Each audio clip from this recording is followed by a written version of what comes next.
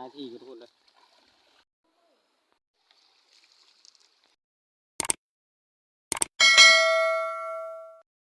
กราบประชาสบายดีและสวัสดีเป็นคนสู้ผู้สู้คนเพราะว่าต่างประเทศหรือในประเทศทุกคนเลยลาวไทยอังกฤษก็ดีเนาะยินดีต้อนรับเข้าสู่ส่งสัญญาณลูกบรรณาคือเก่าทุกคนเลยวันนี้ก็ฝนตกทุกคนนะพายุเข้าไปทางไหนหวังว่าสิไปมึงเขาเจ้าตึกปูตึกป่าทุกคนเลยตรงระยะพายุเข้ามานี่ก็ไปทางไหนก็บ่ได้ทุกคนเลยเราเรียบไปตามสายหูสายห้องอะไรทุกคนตอนนี้ก็คอยอยู่ในกลางบ้านอาสานทุกคนเลยเอาอะไรก็ไปทุกคนเลยไปเลยไปซุ่มทุกคนก็ซุ่มเลยก็อย่าลืมทุกคนฮักแป้งกันคือเก่าอย่าพิมพ์อย่าป้าอย่าละอย่าไล่ทุกคนเลยซุ่มแล้วก็ขอกระบุญกระพุ่นที่ติดตามรับชมให้กำลังใจเห็นเลยมาทุกคนตอนนี้ก็สายลมก็พัดมาอยู่ทุกคนเลยพัดโผล่พายมาอยู่ทุกคนเลยบรรยากาศทุ่งไร่ทุ่งนาครับประมาณนี้ทุกคนเขาเจ้าก็อาจจะล้มแล้วทุกคนเลยเอาที่ออกมองดีทุกคนเลยหรือว่ามีคนเสียหายนิดนึงทุกคนเลยแต่น้ำไม่ทันได้ขึ้นทุกคนเลยบรรยากาศน้ำทุกคนเลยขึ้นน้อยนึงแต่ว่าบุคคลก็ขึ้นน้อยนึงทุกคนเลยตอนนี้ก็ล่มทุกคนเลยโอ้โหมาอยู่ไปเบิ่งเขาเจ้าตะปูตะป่าก่อนทุกคนเลยได้บ่หรือมานหรือประมาณทุกคนบรรยากาศน้ำก็เพิ่มอยู่ทุกคนเลยขึ้นตอนนี้ลมก็พัดฝนก็ตกทุกคนเลยบรรยากาศก็หนาวทุกคนเลยว่าไงช่วงระยะนี้ฮะ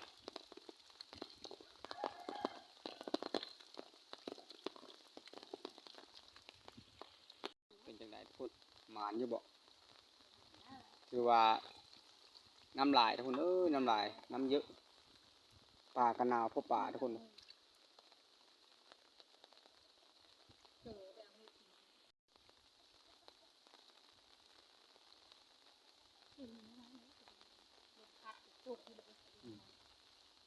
ลมแรงเกินทุกคนเลยเมื่อคืนนี้ทุกคนลมแห้งแต่สงเช้านี่ประปานใดทุกคนเลย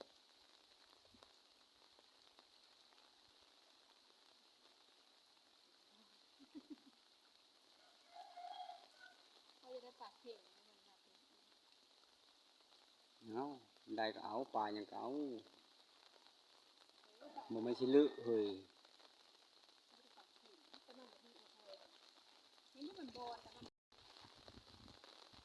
เป็นจังได้บ่มีลายทุกคนได้ตัวนึงทุกคนเลยไปสวกโตทุกคน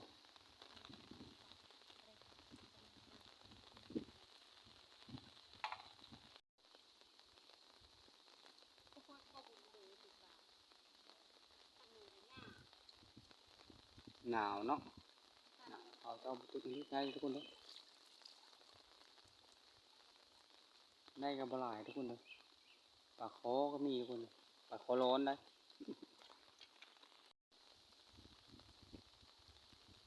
ลมพัดโอ้ยเฮ้ยทุกคนสงสารเข้าเขาเจ้าที่ซุกทุกคน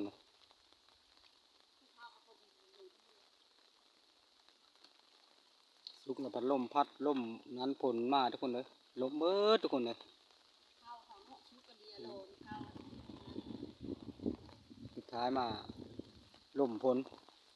มาพัดมาโพยมันก็ล้มทุกคนเลยอย่างไรก็ขึ้นกับธรรมศาสตร์นะทุกคน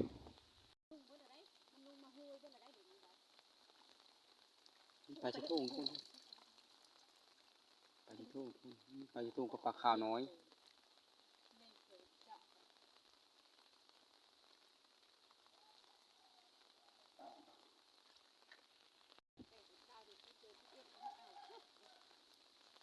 ฝนมาปลาไม่มีทุกคนเลยจะเป็นยังไงน้ำมากปลาก็ไม่มีทุกคนเลยปลาหนาวไปจังไรทุกคนมื้อนี้เขาอ่านว่าน้ำอาจจะขึ้นบ้านทุกคนมื้อนี้ฮะแต่ฝนยังบ่หยุดบ่เศร้าทุกคนเลยลมพัดทุกคนลมพัดกระดุงไปทุกคนเลยเกิบทุกคนสายลมทุกคนแต่บ่แห้งไปเลยทุกคนแต่ว่า คืนนี่แหละแห้งค่อยว่าไฟจนดับทุกคนเลยตอนนี้ก็ไฟอยู่บ้านค่อยก็ยังบ่มีทุกคนสัญญาณเน็ตก็ยังบ่มีอยู่ตอบเม้นเพื่อนๆที่เม้นเข้ามาก็ยังบ่ได้ตอบทุกคนเลยใจสิเฮ็ดจังไดทุกคนเลยสัญญาณเน็ตบ่มีจังไดทุกคน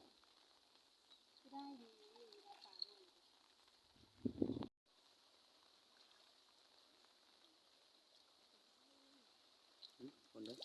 ได้สองทุกคนเลยมาได้ก็ได้คนมาบ่ได้ก็บ่ได้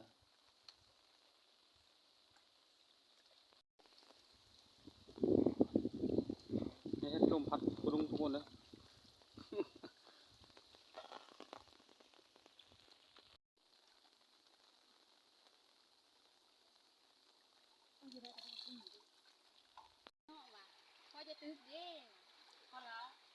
คนเลยมาแล้วทุกคนย้ายทุกคนเลยบอลใหม่ก่อนย้ายที่ทุกคนเลยบอลก่อนมีหลายอยู่ได้ตัวนึงทุกคนเลย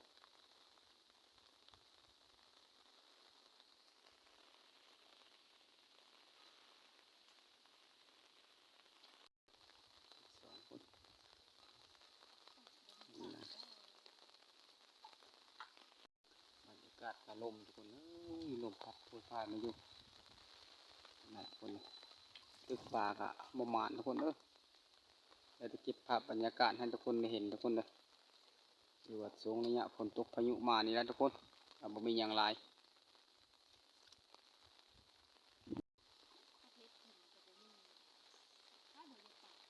มาแล้วทุกคน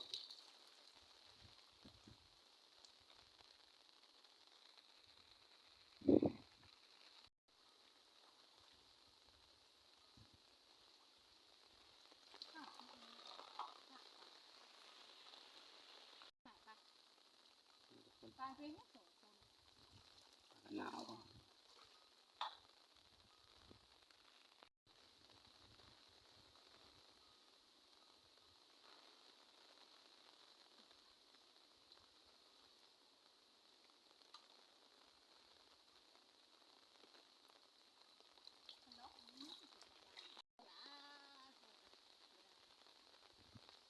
คือว่าบ่ได้ทุกคนเมื่อก่อนทุกคนนะเมื่อแรกยังมาตึกใหม่ทุกคนตอนนี้ทุกคนลมพัดแห้งแล้วทุกคนเลยเริ่มมาแห้งแล้วทุกคนประมาณนี้ทุกคนเลยดูบรรยากาศช่วงพายุทุกคนตุปูตุปลาก็ได้ทุกคน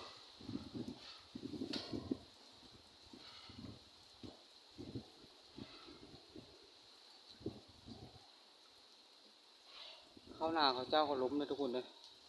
โอ้ทุกคนผ่านที่เขาเลิงทุกคนเลยตอนที่เกี่ยวยังพันล้มทุกคนเลยคนเสียหายคนเกี่ยวเนี้ยล้มทุกคนเลย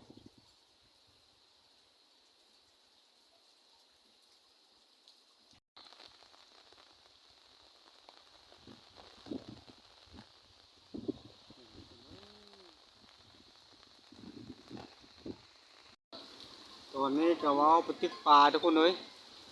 แต่พายุก็เริ่มมาแรงนะทุกคนประมาณนี้ทุกคนเลย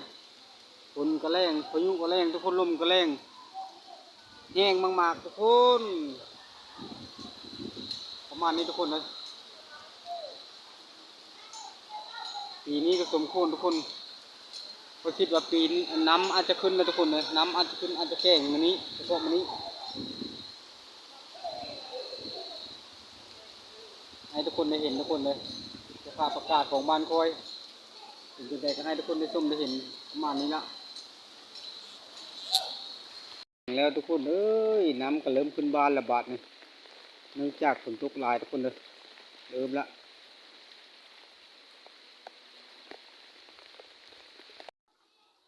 น้ำบ้านคอยขึ้นแล้วทุกคนเอ้ยตอนนี้น้ำท่วมบ้านละ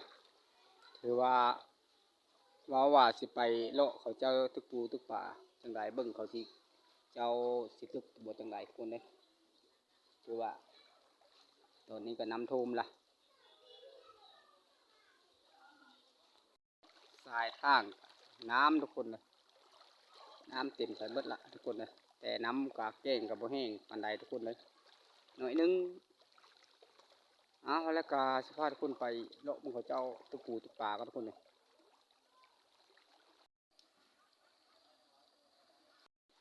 มาเบิ่งมาฮอดจุดที่เขาเจ้าตะปูตะปลาน้ำกระทุ่มมาเลยทุกคนเลยประมาณนี้ทุกคนน้ำเบิ่งทุกคนเลยเป็นยังไงทุกคนโอ้รอบแรงทุกคนเลยรอบเสาเราบ่ได้ทุกคนรอบแรงคือเห็นทุกคนน้ำไหลบรรยากาศก็ดีบรรยากาศตึกปูตึกปลาทุกคนเลยพระนั้นเขาเจ้าตึกเดี๋ยวนี้คือว่าตามสายห้วยแหละเต็มน้ำเต็มไปด้วยน้ำทุกคนเลยแต่ว่าปลาเขาก็ยังบ่ฮู้เขาก็จะได้มาถ่ายแต่บรรยากาศให้ทุกคนได้เห็นทุกคนเลยได้อยู่เขาเจ้าตึกปูตึกปลาก็ได้ได้กับไปตามมันได้ทุกคนเลยได้กับโบราณทุกคนเลยโอ้ภรรยาของเขาทุกคนได้แล้วได้แล้วทุกคนเลยคนได้แล้วทุกคนเลยตอนนี้ทุกคนเลยภรรยาค่อยว่าตรงๆซะเราตึกอยู่ในเฮือนทุกคนเลยเดี๋ยวว่าเฮือนเขาเจ้าเอฟซันแล้วก็เฮือนพอแล้วทุกคนเลยประมาณนี้ทุกคนเลยเป็นบ่อนตึกป่าแล้วทุกคนเฮือนนะทุกคนเลยโอ้ทุกคนได้ทุกคนเลยมาเนี่ยฝนตกนี่เลย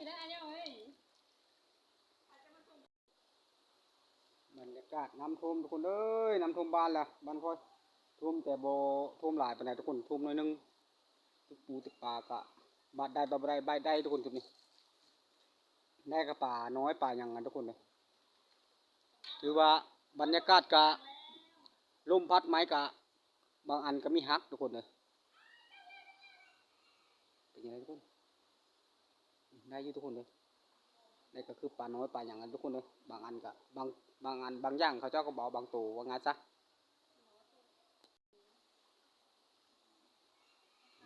ได้อยู่ทุกคนเลยบุได้ทุกคนเลยมึงเล่าคือสิตกทุกคนเลยตามพอคิดนะพระพุทธทุกคนเลยพระพุทธเขาเจ้าก็ตึกกระลายบ่อนี่ทุกคนทุกคนก็โลไปบ่ได้ทุกคนน้ำลายตามสายห้วยน้ำกระลายอันนี้ทุกคนเลยเขาก็ยอมรับกาเขาเจ้ากาผู้บางคนกาบ่ได้กินข้าวง่ายทุกคนเลยบางเธอกาข้าวง่ายไปข้าวเล่งข้าวเล่งไปข้าวง่ายทุกคนเลยประมาณนี้เป็นเรื่องบาดหมาจังทึกทุกคนเลยบาดหมากับบันทึกคือว่าทุกคนเลยมานี้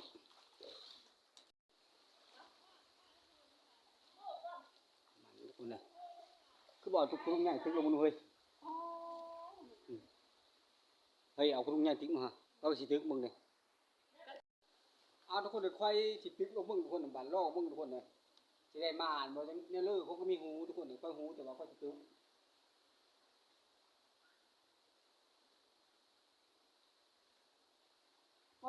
มีแต่ไปเฮ็ดบ่จะดูอันนี้อ่อนแล้วนะ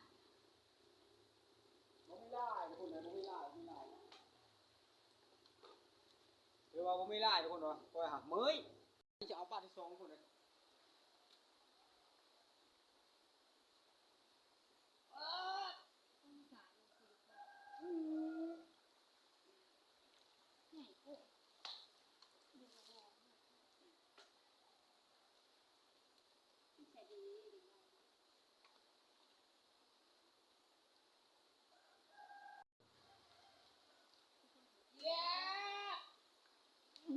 กดกระเป๋ามีปลาน้อยขึ้นที่เลยโอ้ยไหวแล้วค่อยทุกคนเลยเพราะไหวแล้วค่อยมือนะบ่ได้แบบคุณผู้หญิงเขาเจ้าคือว่าคนได้เท่านี้ทุกคนเลยนักทุกคนเลยว่าเขาเจ้าอยู่นี่เขาย้ายทุกคนเลยย้ายเมืองกินข้าวยังเหลือแต่ภรรยาเขาเองทุกคนเลยเขากับเมยทุกคนเลยเมยย่อ2-3เธอย่อก็บ่ได้ทุกคนเขายา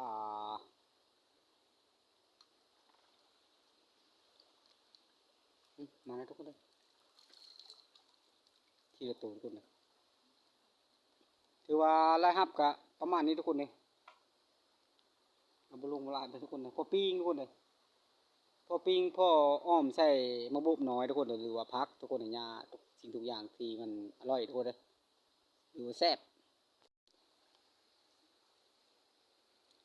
การตึกปูตึกปลาก็นี่ก็บ่แม่นว่าสิได้ทุกทุกบัดย่อทุกคนเลยนานๆเฉพาะเว้าในเฉพาะบ้านค่อยละน้ำน้อยปลาก็บ่หลายทุกคนเลยแต่เป็นหยังค่อยอยากสายวิดีโอให้ทุกคนได้เห็นอยากให้เห็นพื้นบ้านของข้อยนี่ล่ะการหาอยู่หากินนี่ยากส่ำใดหรือว่าลำบากส่ำใดก็คือเห็นทุกคนเลย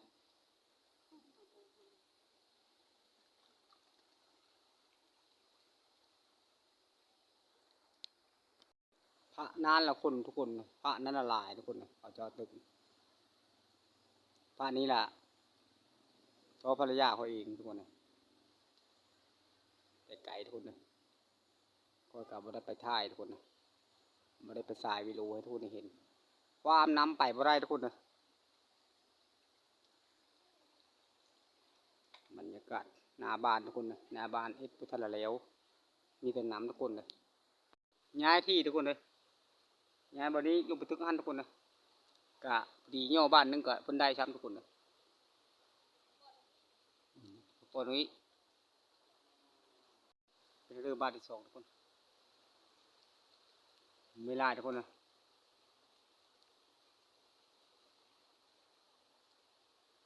น้ำกระสิรุดหรือว่าทุ่มมาก็ยังบ่ทันได้สังเกตทุกคนเลย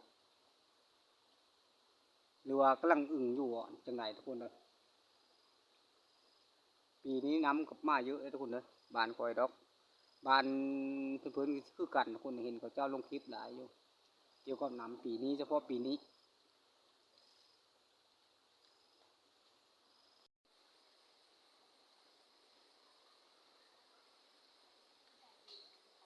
ย้ายทุกคนเลยเมื่อยแล้วก็ย้ายทุกคนเลย